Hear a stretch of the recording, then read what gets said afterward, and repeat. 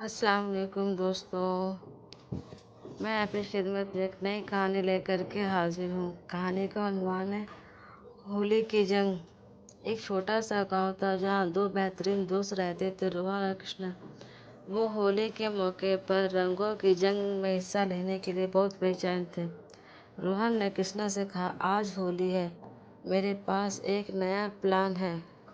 ہم گاؤں کے سب سے بڑے آدمی پنچایت جی کو رنگوں میں بھگو دیں گے۔ کرشنا حیران ہو کر، یہ تو بہت خطرناک ہے، وہ ہمارے والدین کو بتا دیں گے۔ روہن نے کہا، چلو، ہمیں تو صرف ہولی کے رنگوں کی جنگ لڑنی ہے، ہو سکتا ہے پنچایت جی کو بھی ہولی کی جنگ لڑنی ہو۔ وہ ہمارے والدین کو بتا دیں گے تو کوئی بات نہیں، ہم بھی انہیں رنگوں سے بھگو دیں گے۔ دونوں دوست نے پنچایت جی پر رنگوں سے حملہ کر دیا۔ پنچایت جی نے بھی جواب دیا اور دونوں کو رنگوں سے بھگو دیا۔ گاؤں کے لوگوں نے یہ دیکھ کر بہت ہنسے اور بہت خوشی ہوئی۔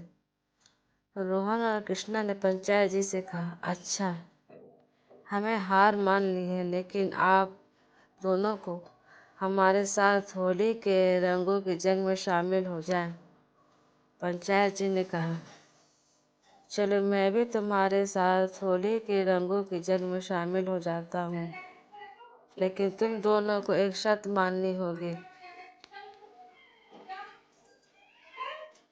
روہن اور کرشنا نے پوچھا، کیا شرط ہے پنچایت جی؟ پنچایت جی نے کہا،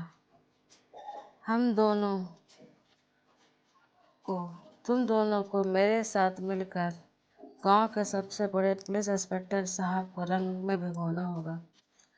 روہن اور کرشنا نے ایک دوسرے کو دیکھا اور مسکرایا۔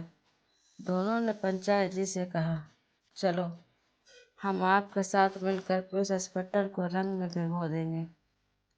تینوں نے مل کر پولیس انسپکٹر صاحب کو رنگوں سے بھگو دیا۔ پولیس انسپکٹر صاحب نے بھی جواب دیا اور تینوں کو رنگوں سے بھگو دیا۔ گاؤں کے لوگوں نے یہ دیکھ کر بہت ہنسے۔ پولیس انسپکٹر صاحب نے کہا، یہ تو بہت بڑا حملہ ہے، لیکن میں آپ تینوں کو معاف کر دیتا ہوں، کیونکہ یہ ہولی کا دن ہے۔ روہن، کرشنا اور پنچایت جی نے پولیس انسپکٹر صاحب کو سلام کیا اور کہا، شکریہ، ہمیں یہ ہولی کا دن بہت یادگار طور پر یاد رہے گا۔ گاؤں کے لوگوں نے تینوں کی بہادری کی داد دی اور ہولی کے رنگوں کی جنگ میں شامل ہو گئے۔ سارے گاؤں میں رنگوں کا ماحول بن گیا اور لوگ خوشی سے ہنس رہے تھے۔ اس طرح روہن، کرشنا اور پنچایت جی کی ہولی کی کہانی ختم ہوئی اور ہمیشہ کے لیے گاؤں کے لوگوں میں یہ تاریخی بات ثابت ہو گئی کہ کس طرح سے تینوں نے مل کر ہولی کے رنگوں کی جنگ میں حصہ لیا۔ میں امید کرتی ہوں کہ آپ کو میری یہ کہانی پسند آئی ہوگی، تو اسے لائک اور سبسکرائب ضرور کریں۔ میں انشاءاللہ آپ لوگوں کے ایک نئی کہانی کے ساتھ پھر سے حاضر ہوں گی۔ تب تک کے لیے اللہ حافظ۔